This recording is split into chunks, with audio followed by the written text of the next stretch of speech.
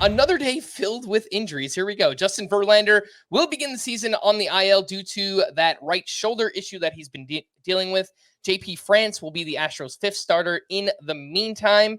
And we knew Verlander was dealing with this. We didn't know he would actually start on the IL. Now we have that confirmation.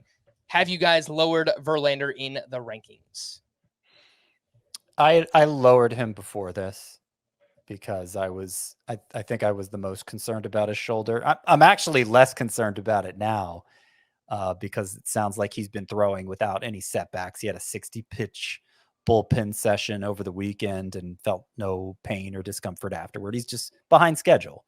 And so I think that creates a value opportunity. In fact, this was something that kept happening in my Tout Wars draft. This is going to be a one-time at band camp kind of podcast, I guess. This happened so many times where I had a pitcher I wanted queued up, and he was so close to coming to me at pick 15, and he got yoinked at the last second, and that happened with Verlander. He went too late. He went in round 15. My gosh. 15. Could have been mine. Yeah, I think he went around there in my TGFBI draft as well, and I just think that's an obvious value. I get moving him down, but he's still like a top 125 pick for me. That's pick 225. Yeah, that's super late. Yeah. I should have picked him the round before. What was I doing? Yeah, he went in the 13th in the league I'm doing.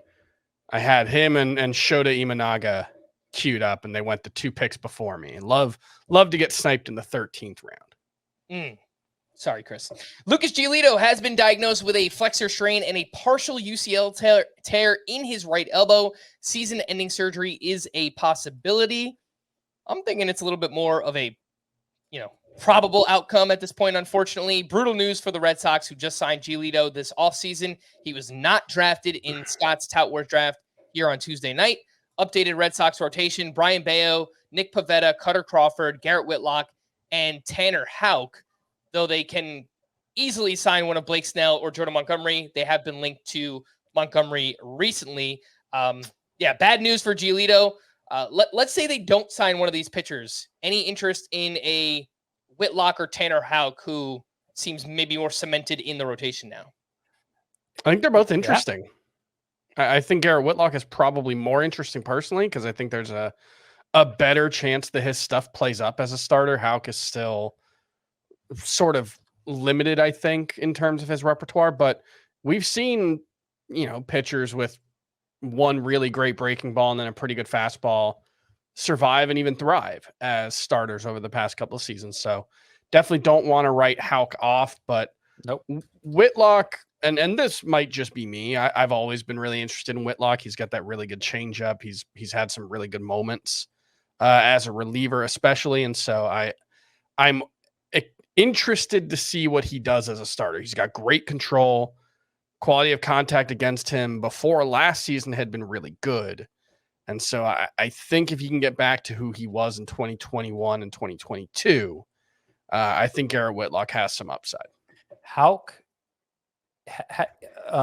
according to Alex Cora, the Red Sox manager, obviously, he said that no pitcher has added more velocity on the Red Sox